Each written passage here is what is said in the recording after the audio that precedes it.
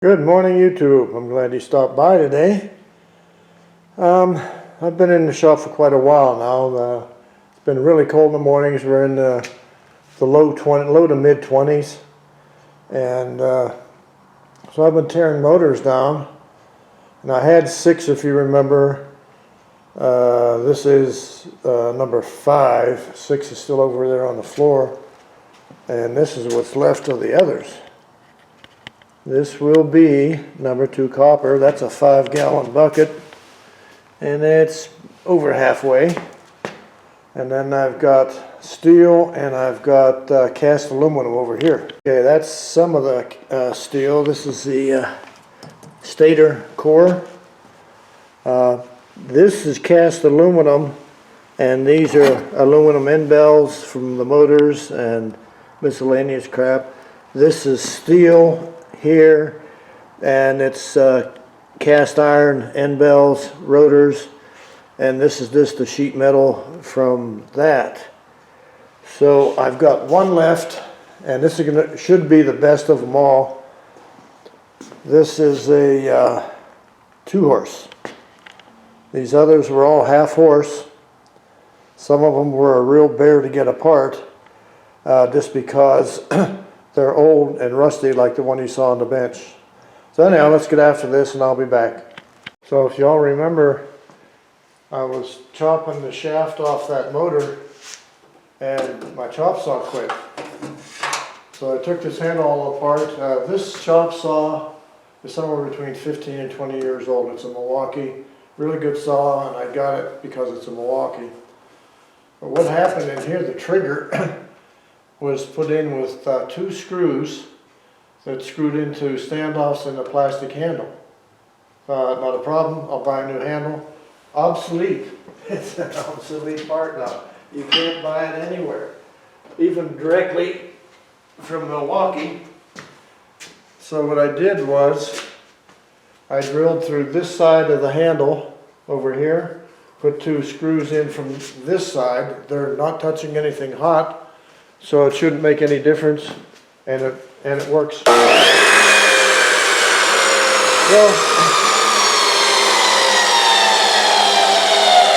it makes lots of noise yet, and it works good. I've used it 2 or 3 times already, but that's not what we're doing today, is it? We're going to get after this motor here.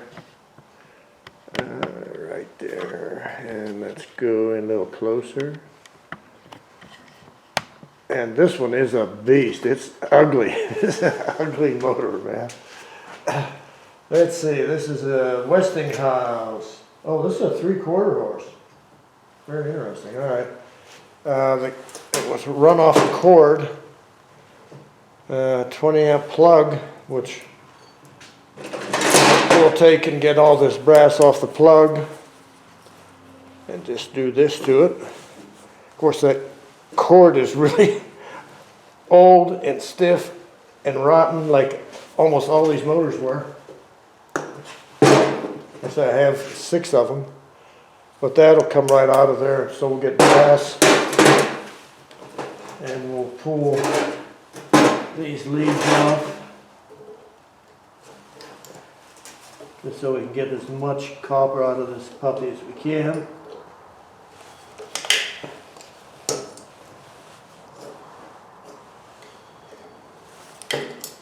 And I know I'm right in your way and you can't see anything I'm doing, but that's the way it goes sometimes, huh? Especially on my videos. Alright, so now I've got insulated wire and I got brass. And you see how rusty the case is? And so is the sheave, or pulley, or whatever you would like to call it. It's really, really rusty. So we're going to have to spray that with some penetrating oil and let it sit for a little bit. So it ain't going to hurt anything. It's going to drip on everything, make it nasty. But anyhow, that's where we're at right now. That's what we're going to do.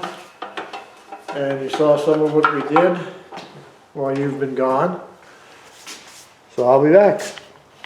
All right, guys, this is a two-piece shiv. So you can adjust the different belt sizes. There's a set screw here and then one in here. And I've got some folding Allen wrenches here that will see if I can break this puppy loose.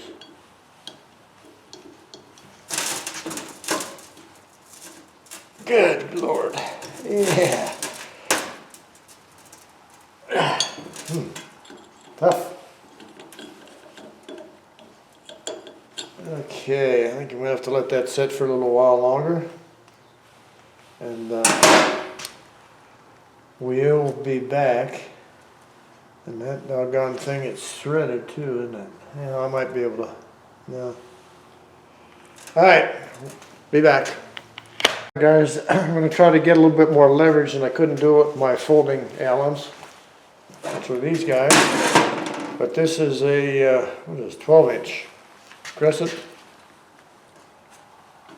And I'll either break it or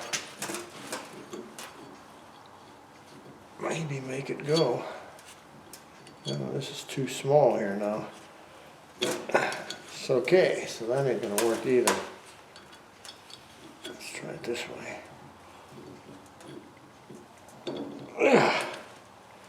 Alright, back to the drawing board. Okay, hopefully those vice grips will keep that from turning on me. And hopefully this piece of pipe is going to hit right into the tripod.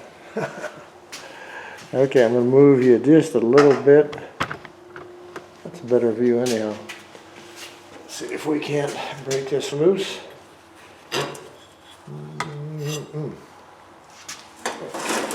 Over here.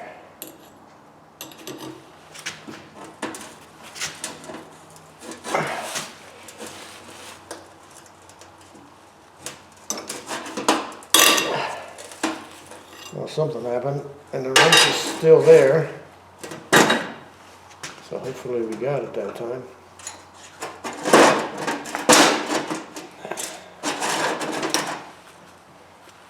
Saw it crack. Yeah. And she's kind of loose. Good grief.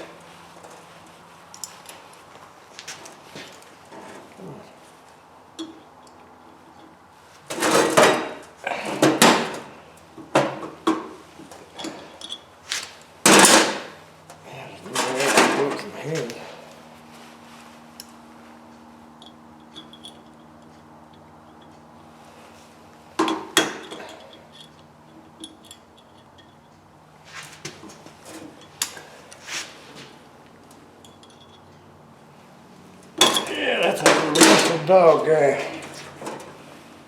Okay, we know it's loose now, so I'm going to take these off of there and put them on here, and maybe just be able to turn it. So we'll see. But I got it broke loose on that half, and the doggone thing's threaded here. So this might be an exciting one. Oh yeah, much better.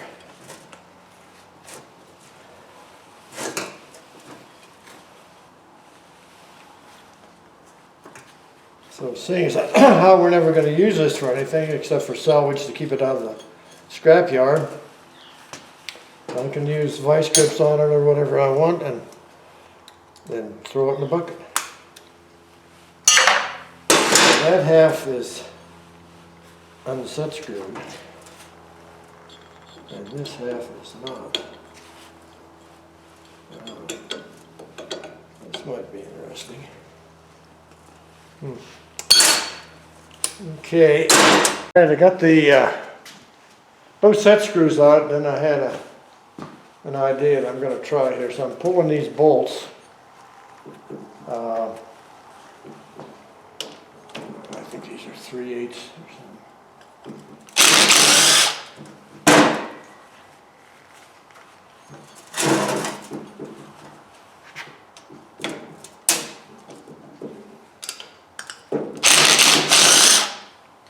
Come on, sweetheart, we you doing?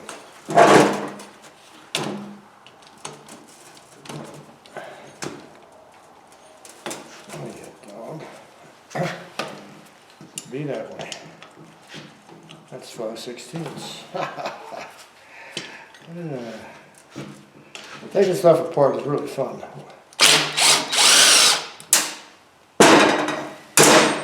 You run into all kinds of little things.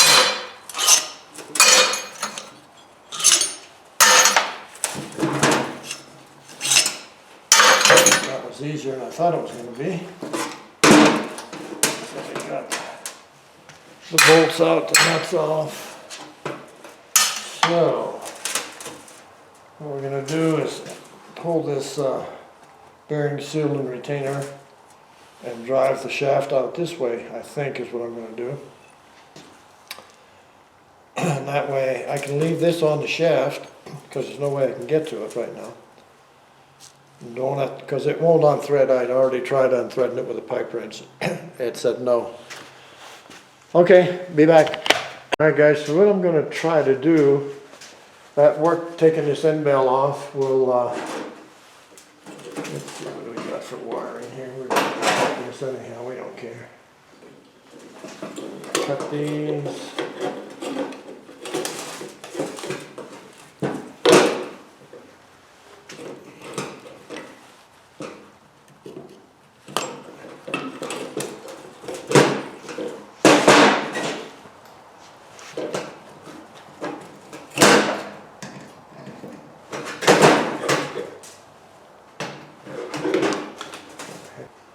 So there's the end bell. Throw that away, get this copper out of here. It's cast aluminum. And then we'll take this centrifugal switch apart here, then drive this out that way. Well, I wouldn't even have to do that probably, but I'm going to. This because this one's brass. Okay, I'll be back again. Alright guys, I took the centrifugal switch apart. I just drilled out. It was riveted to this board. The reason is, now these are strictly brass and probably an aluminum rivet, and these too. But these right here, like this one, you see this little black spot here? That's silver. That's silver right there. That's silver. Pretty sure this has silver. Right there where my thumb is, that's silver. And that's silver. So these all have silver in them too. And it's a bear to get them off, so I save them for a later time to get the silver off, the silver contact. But okay, so that's where we're at now. We're about ready to take the rest of the centrifugal apart. And we'll go from there. Be back. Hey guys, like I said, my plan was to not take this sheave off back here. The plan, you can't see back there, can you? And now you saw the sheave. This is the front end bell. So we're gonna, there we go. So now, if any of this is brass here, I'll take it off. Any of this here, and it sure looks like it could be on that centrifugal switch. I'll knock this end bell off maybe, or cut it with a cutoff wheel, and then just throw this in the trash, or in the, I'm sorry, into the steel, which is kind of like throwing it in the trash. But so anyhow, there it is out, kind of in one piece, and we'll just keep taking her apart. Be back. All right, guys, we're gonna split this case on this old Westinghouse. Wow, it's gonna be interesting.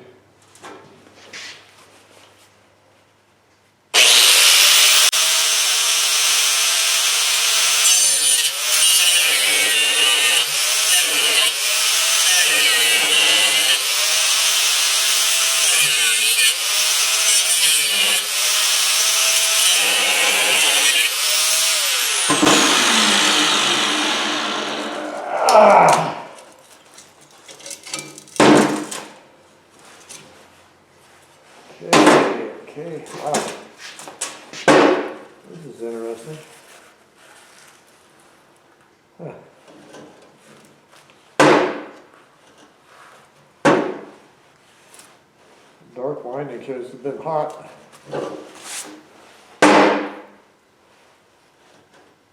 Okay, so where are we at here? We'll try to cut a flat spot.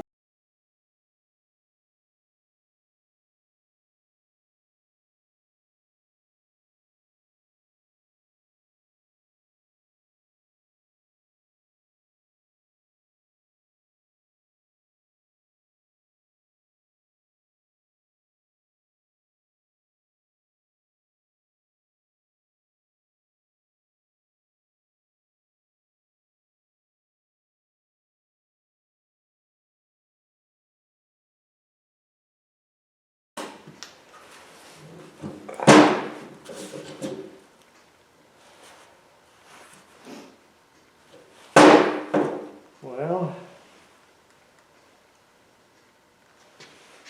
story is I'm going to have to change cutoff wheels. Yeah guys, this cutoff wheel, or either one of these are both I had to change out to do this kind of a cut. They're not quite big enough, but they're good for cutting steel or something, but they're just a little bit short, so I can't get through the winding with that. So now we get a new one, start over. We're already halfway cut.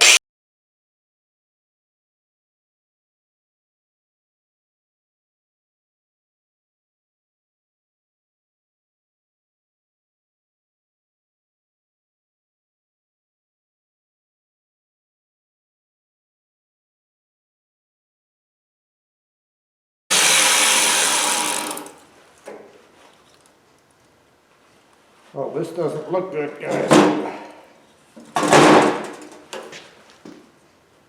This doesn't look good at all. What I'm looking at here is silver copper. And I believe it's aluminum, formerly called Chinesium.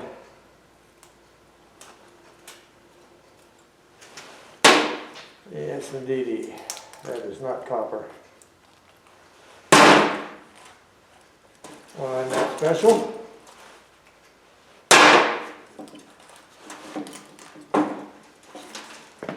So,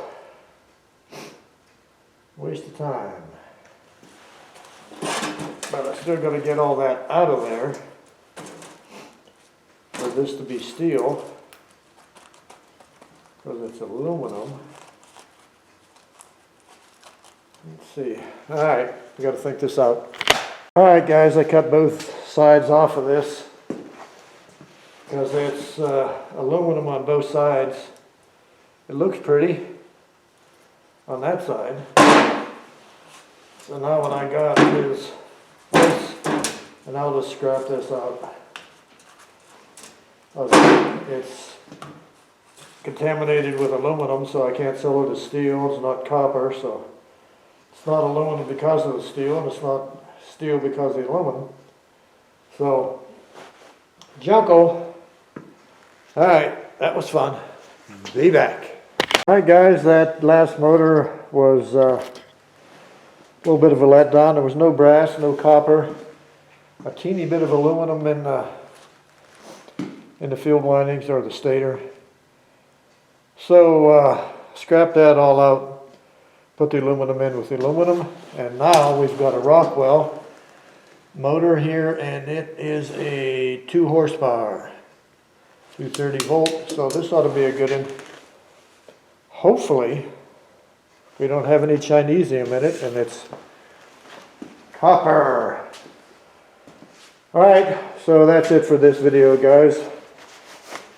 We're going to call her quits today. It's kind of cold out here anyhow.